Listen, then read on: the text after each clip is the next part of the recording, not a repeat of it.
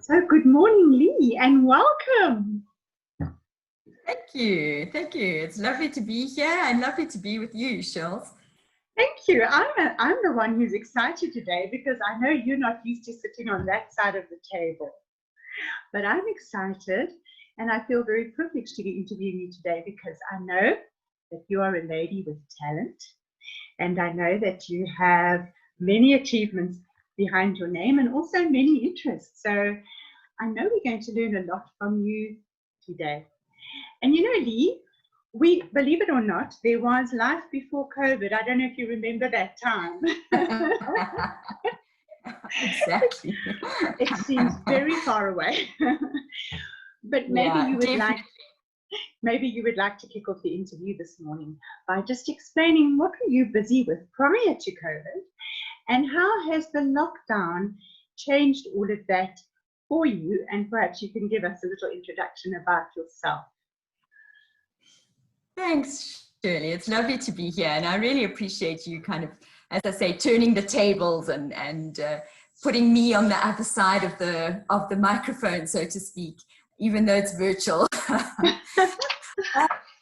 Pre-COVID life was a completely different world away.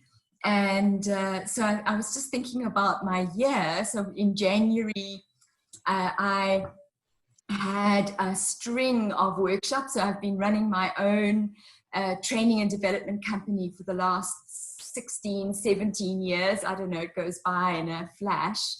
And so the year was set for me. I was doing a values-based behavior program rollout for a university and their staff. And I had a number of sales and negotiation training courses that were set up. And then I was also working with my partners in the wisdoms field. We had boot camps set up. And so there were, the year was planned in so many ways. And of course, it was all tripped up. And almost all of those things disappeared. And so suddenly I had a blank slate. And but what has happened since then, it's sort of all trickled. Some of it's trickled back in a different format, done virtual courses, learned a lot. So yeah, I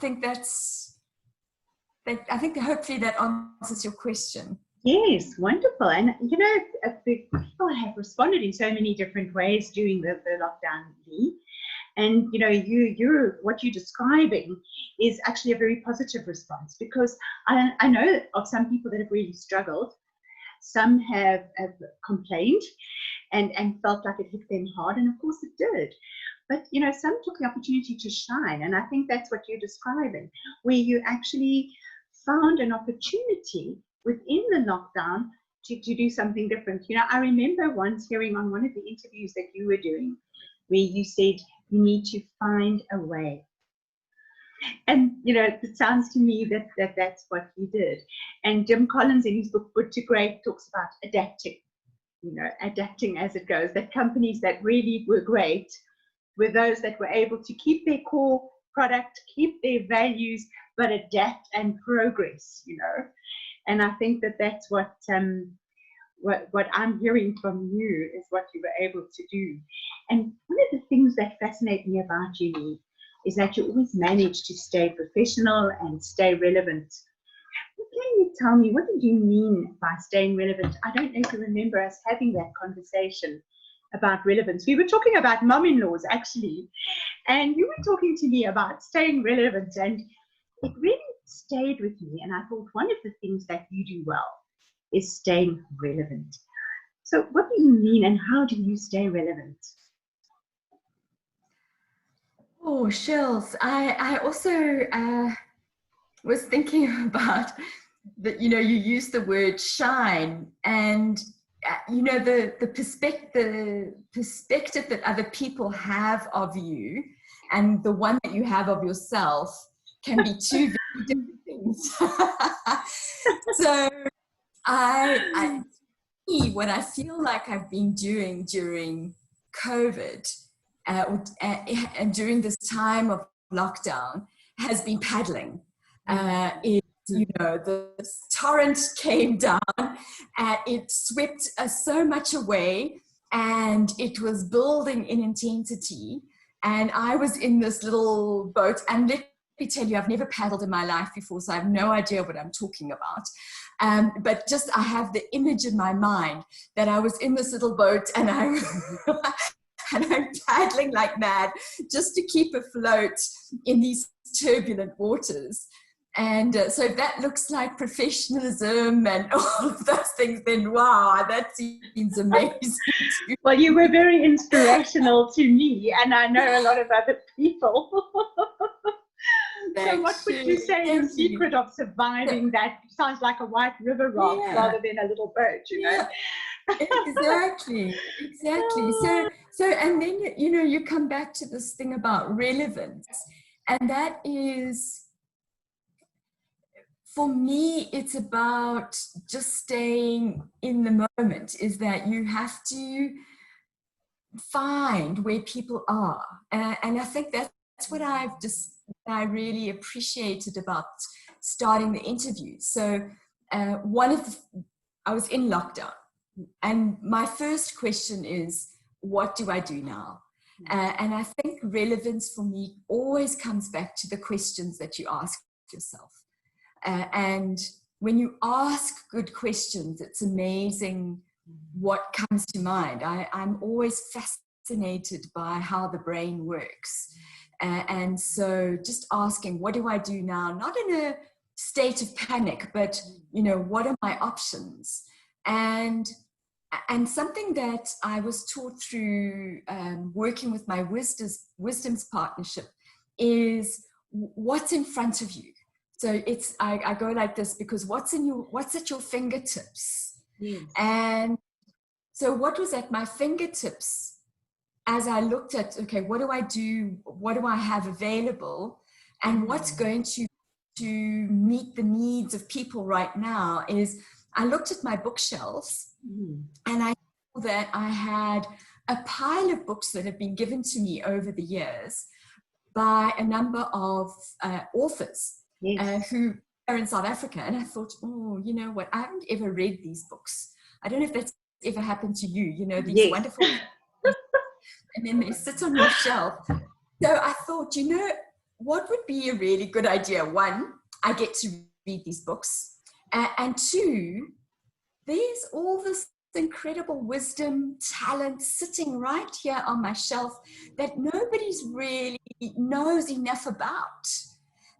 And so that's why those interviews came about, because I thought this is a way of connecting with people, helping people to get a bit of hope, see, and also give a platform to local wisdom.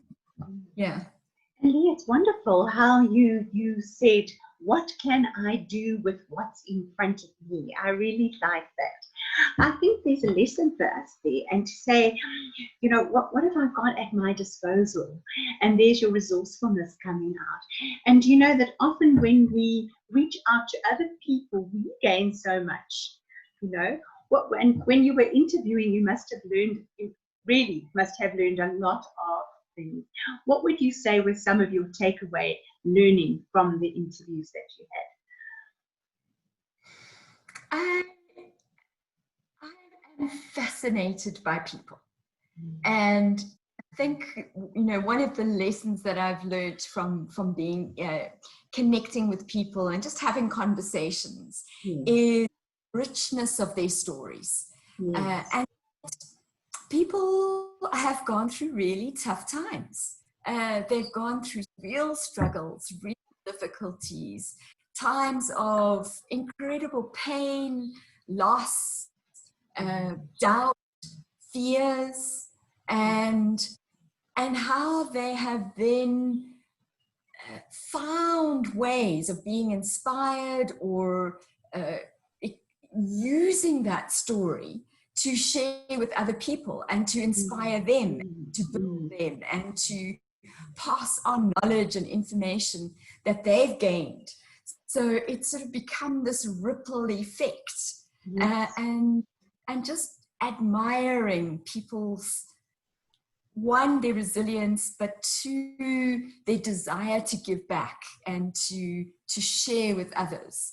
And it's it's really encouraging when, in the light of when I think we can be so negative around what is happening and what other people are doing. Wow, Leigh. And I'm amazed at when you say that willingness to impart what they know so freely. I think that's a wonderful gift that people that have got that insight give. That's one of the reasons I was excited to interview you as well, because even as you're talking, you're giving us the gift of your insight, and I think we learn from each other. Iron sharpens iron, and I think when we look into each other's lives a little bit, we see we've all got the same challenges. We're all in the same boat, to use your boat analogy. It is a bit like a white river raft on some real serious rocks and rapids, but we're all in it together. And we're not all going to have the same insight and be able to do the same things. But you've given us some really key focus areas, like using the talents you have and looking around you. So I think that's a very valuable thing. In fact, you speak about, in one of your interviews, you mentioned abundance in action. And as you said it, you used your hands, just like you were using your hands just now. You said abundance in action. And I think that's what you're talking about, is being able to share what we're going through, to be able to add insight into people's lives. That's very special, Leigh. So how would you respond now if, to this expression that like what they're saying, there's no business as usual, or business unusual, or business will never be the same again? If I said to you, how would you respond to business as usual? What would you tell me?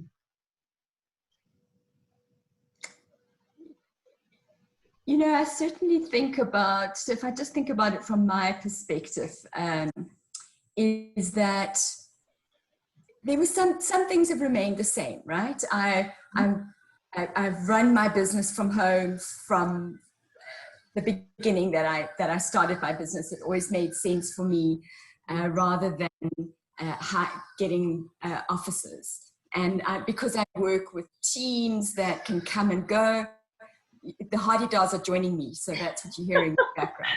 That means you're in South Africa, doesn't it?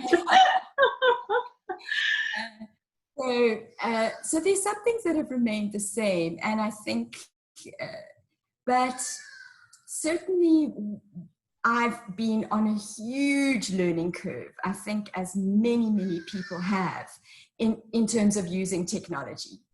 So Zoom is something that I am now, so wherever it is, I'm using Zoom, but other people are using different platforms, but just the virtual interaction.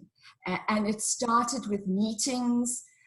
One of the things we started as part of Wisdoms is a discussion group, a conversation really, that happens every morning. And initially we started was every day. So Saturdays and Sundays, so 7 days a week. And now we're down from Mondays to Fridays. And what's wonderful about it is that, and this is what I'm finding, is that as I've gone more digital and as I've gone more virtual, is that I've connected with people from around the world and around the country that I would never have met. So one of the things that I found amazing is that sitting in my home, I have engaged and met with more people from around the world than I ever would have prior to being in lockdown, where I was in my car going in and out and around about. So the virtual, it's been learning curve, it's been connecting with people in unexpected ways, and those things I'll never not want to do again. The advantage of those kinds of connections the quality of the conversations, the opportunities afforded in really simple ways, things like Zoom. More and more businesses, I suspect, should take more and more advantage of those. But that's one of the things that I have done is I've done virtual workshops where you're facilitating a process or some kind of input with a group of people online. And that is very challenging. I don't know whether I want that to ever be the new normal. I think there's, you know, so I said the proviso to that is one of the things I've done in lockdown is worked on an online course. So taking somebody else's material and written an online course for them using that's, so it's been great, again, learning experience. And there is wonderful opportunities to learn digitally that is interactive and engaging. But you know, that face-to-face facilitated process, I don't know if anything can replace that. Well, I think we all miss face-to-face a little bit. But you know, what you highlighted there was a wonderful answer, because I think you gave us the insight that, you know, this lockdown has given us the ability to step back and almost not look in a mirror, but look into a window of new opportunity. And, you know, we didn't have the time before because we were so busy on our daily track, our daily schedule, the way we've always done things, that in a way this has been a very positive stop, full stop. Let's relook, let's do that adaptation. And, you know, you've really explored that very well and explained it so nicely to us, because who would ever have gone Zoom meetings full time the way we have and got to know it so well, for example, and explore other avenues of being able to do business together, and to have had the time to even do the courses you're talking about, the online courses. So thank you. That was really an insightful answer. So, and you Shirley, know, yes. More than that, it's been, as you said, it's they say necessity is the mother of invention. Yes. And when you pushed into that place where you're saying, I have to do things differently, and so the creativity and the opportunity starts to converge, because you are looking for what it is that you need. And I think that's the key, Leigh, just to interrupt you a moment, is the looking. You've got to be available. And I think that's what it is that what COVID allowed for a good number of people, or lockdown, let me put it that way, what it allowed for a number of people is that connection between ideas that were floating in your mind, and then suddenly the technology that was sitting there all the time, you can see how they come together. And I mean, one of the things that I've done is I've written a year-long program that you can do as a self-study program. That's a combination of, that's a wisdoms program, so it's a life and business skills. Now, all of that content was already available, was already sitting there. I didn't have to make that material. And the technology was also sitting there. But I now have the opportunity to bring it together. And so it's about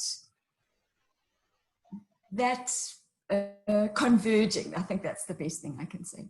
Yes, and like you say, you were forced to put that recipe into place to make it work, you know, to bake the lockdown cake, as it were. And, you know, as I said, one of the key words you said was looking for it, and really being available. And and not getting bogged down with the negativity of it all, but saying, this is happening whether I like it or not. Let me turn it into an opportunity, which is a wonderful insight. Yeah, that's wonderful.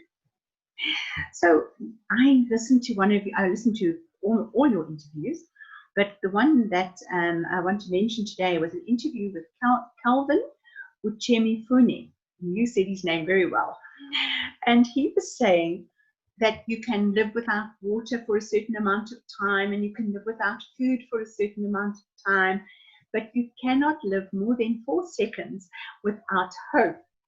And that got me thinking, and I thought, it sounded a bit bizarre when he said that, but if I think about it, hope keeps us going and surviving.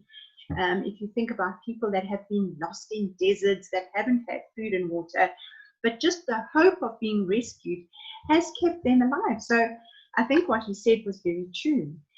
So what is hope for you, and what message would you like to share, maybe as an ending or at the end part of our interview, to tell me, what do you see lies ahead for you, and what hope do you have? What do you hope for? Thanks, Shirley. It's such a good question. And hope. I've done a lot of thinking around hope and what is it? Because Jim Collins, I can't remember, in one of his books talks about a Vietnam prisoner of war survivor who talks about what is real hope. And it's a combination of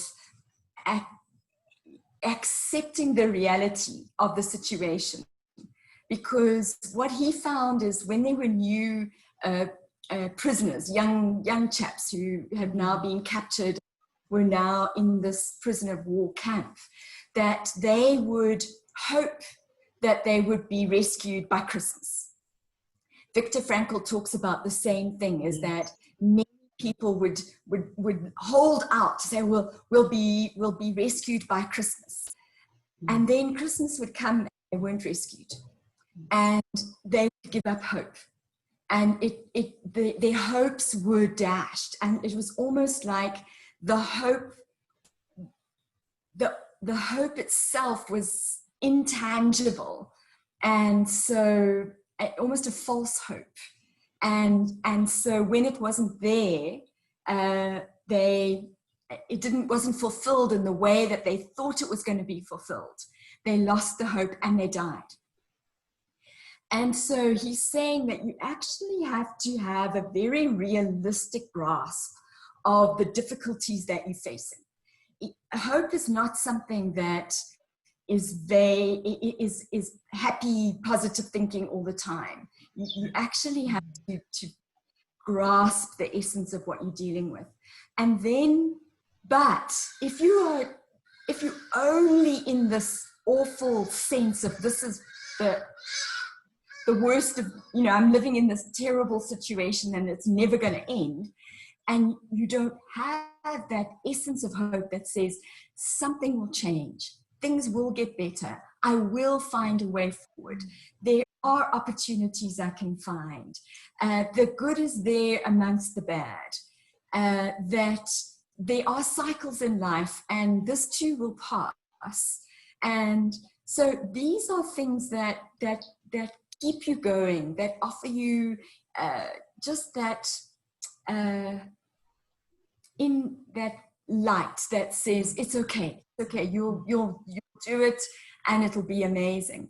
And I think that's definitely what I find, is that it's living through these times, it's not a breeze. Anybody that's floating through this thinking, oh, this, everything's fine, it doesn't really have a realistic grasp of what is a real struggle. And it is a struggle. I've not been exempt from tiredness. I talk about screen eyes. Gosh, I've been sitting in front of the screen for so long that, you know, my eyes literally close. I can't open them anymore.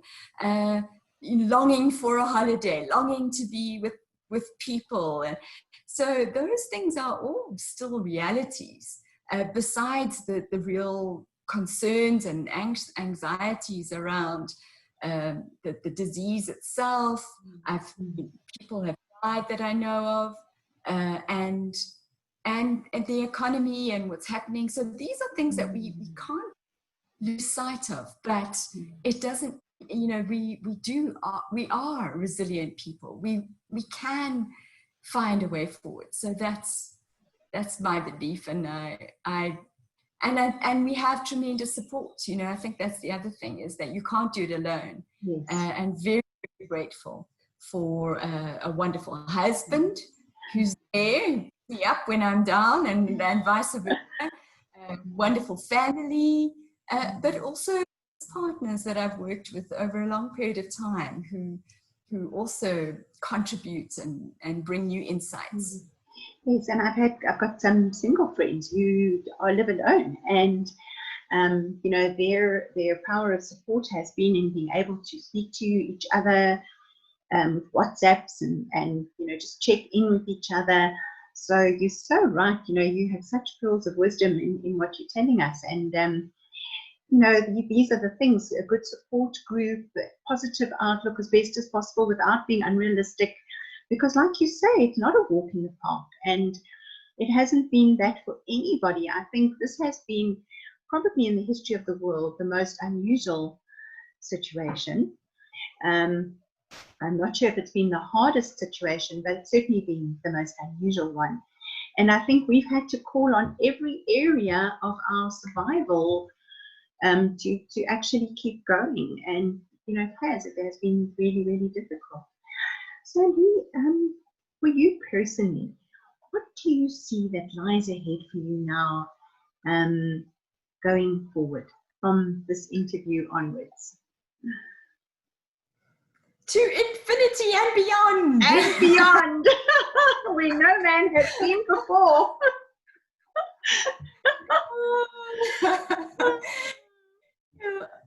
You know, it's interesting because I think because I've needed to focus so much on what I'm needing to do to get through this difficult time, looking too far ahead hasn't been something that I have been able to do, which is very unusual for me because I'm a planner by nature. So my family will tease me to death about the fact that I've already got a holiday in the diary, you know, sort of 18 months ahead, and I've already decided where we're staying and how we're getting there. As long as you're not packed yet. I'm not packed yet. No. But you know, I'm a great one for plans and putting things in order and looking ahead and strategizing, and I've almost got to the point of I'm not wanting to not plan, but I'm just, if I can just keep 2 or 3 steps ahead, then I feel like I'm doing well. You know, sometimes I'm behind, sometimes I'm just keeping pace, and if I can see, I feel like I'm doing really well. If I can just see, okay, maybe, you know, a couple of months ahead, because even next year, and I think it's one of the things that we're learning is that just when you think, okay, things are coming right, then no, there'll be a dip. So what lies ahead, I honestly don't know. I do know that you just keep pace with it. Keep pedaling, because when the time does come, paddling and pedaling, when the time does come that people are ready for us, we need to be ready for them. You know, we need to be, yes, the business is open, and yes, the bacon is in the pan ready for breakfast. So, you know, I think from what you're saying, although you can't plan like we used to be able to plan 25 years ahead, and when the waters were really predictable, and that was a number of years ago anyway, so we are used to paddling a little bit in river rafting conditions. It's good to be at least a little bit prepared for when things get back to maybe normal, or as normal as they're going to be. So that's wonderful, Leigh. Now, I have heard somebody say about you, she is a force to be reckoned with. And I think I totally agree with that, even though you don't see yourself that way. You have been wonderfully inspirational, and I think you're far from done. I think you have an exciting future ahead of you. And I really thank you for this interview today, and for your time, and for sharing so freely of your life to us too. So thank you very much, Leigh. Have a wonderful, wonderful future. Thank you, Shirley. I really appreciate it. It's been great just to chat, and so thank you so much. Good pleasure. Bye-bye. Bye.